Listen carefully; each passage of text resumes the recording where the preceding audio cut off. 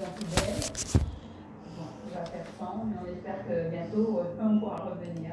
Mais l'image du jour, c'est cette gigantesque grue haute de 84 mètres, suscitant curiosité pour certains, inquiétude pour d'autres. J'ai peur que l'échafaudage m'entraîne la chute de la voûte. C'est un travail extrêmement dangereux qui fait peur. Ce travail dangereux et particulièrement délicat, c'est le démontage de l'échafaudage qui a résisté à l'incendie et à la disparition de la toiture. 20 000 tubes d'acier pesant 500 tonnes qu'il va falloir retirer par les airs. Il faut surtout que l'échafaudage ne tombe pas sur les voûtes qui, elles, ne sont pas abîmées. Donc ça va se faire, on va découper progressivement et la grue va pouvoir prendre l'échafaudage et le sortir.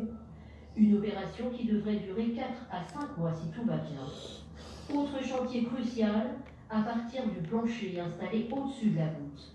L'évacuation des 200 tonnes de gravats, dont 80 tonnes de poussière de plomb. Ils seront retirés par des ouvriers cordistes.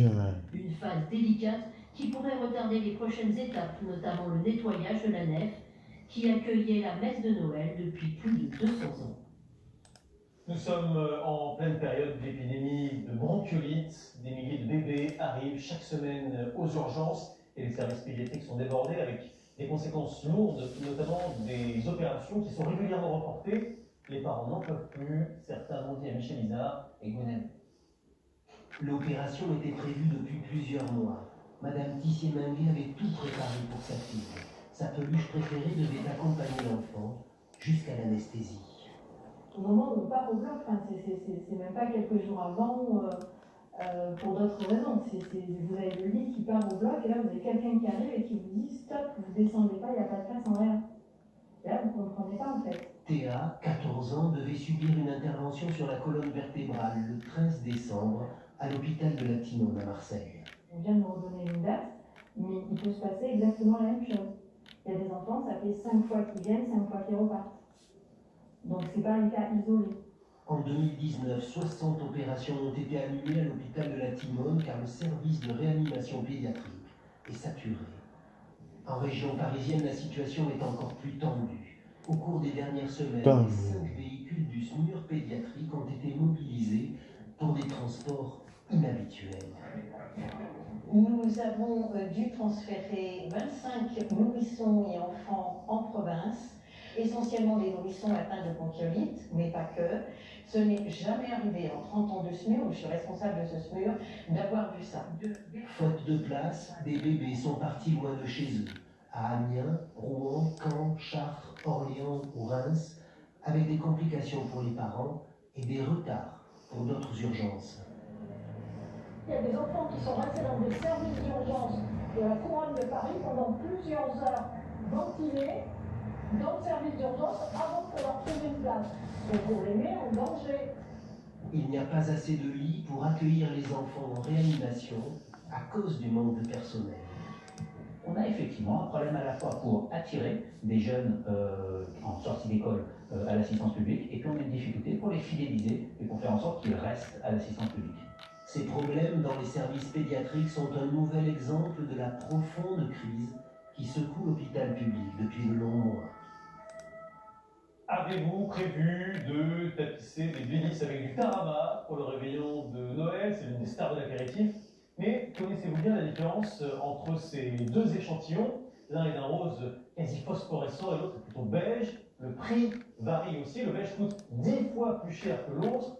Pour comprendre pourquoi, nous sommes allés non pas en cuisine, mais en laboratoire. C'est le grand format du 20h, les signés Axel Carniou et Eric Bert.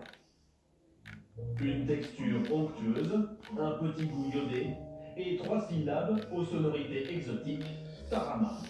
À base de truffes, de Saint-Jacques et même de homard, dans les supermarchés, les saveurs se multiplient. Mais la star, c'est la recette traditionnelle aux œufs de cabillaud.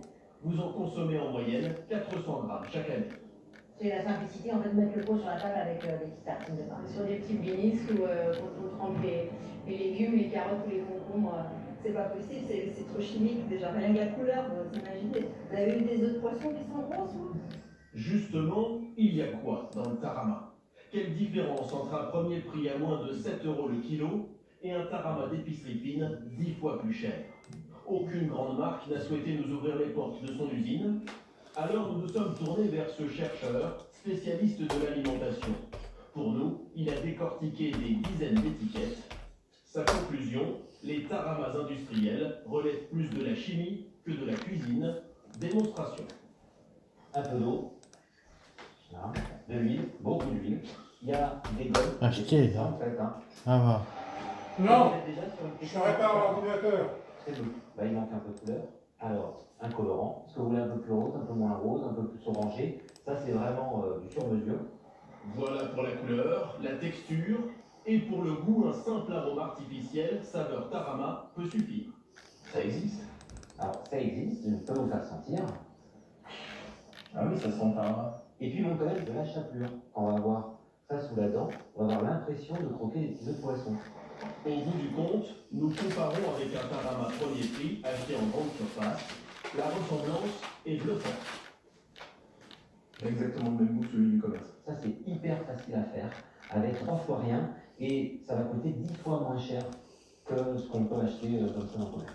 Soyons honnêtes, cette démonstration est volontairement exagérée. La plupart des taramas industriels contiennent bien des œufs de cabillaud, mais souvent en quantité faible, à peine 13% pour cette marque distributeur. Beaucoup d'étiquettes affichent des listes impressionnantes d'additifs, avec parfois des curiosités, comme la présence de semoule de blé et de sucre.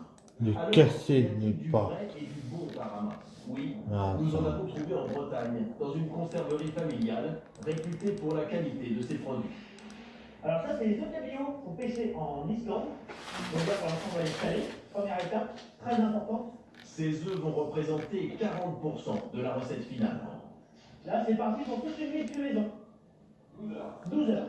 Après la cumaison, la préparation, et là, pas besoin de diplôme de chimiste. Pour monter 10 kg de tarama, il me faut 4 kg d'œufs de cabillaud, un peu de chapelure, Beaucoup moins que dans les recettes industrielles. du lait, du jus de citron et de l'huile de colza. C'est tout. C'est tout. Il n'y a rien d'autre à rajouter.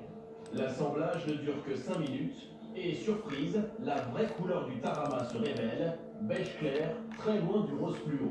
Pour ne rajouter aucun colorant dedans, c'est la vraie couleur de la vraie recette du tarama. Une qualité qui se paie, 47 € le kilo.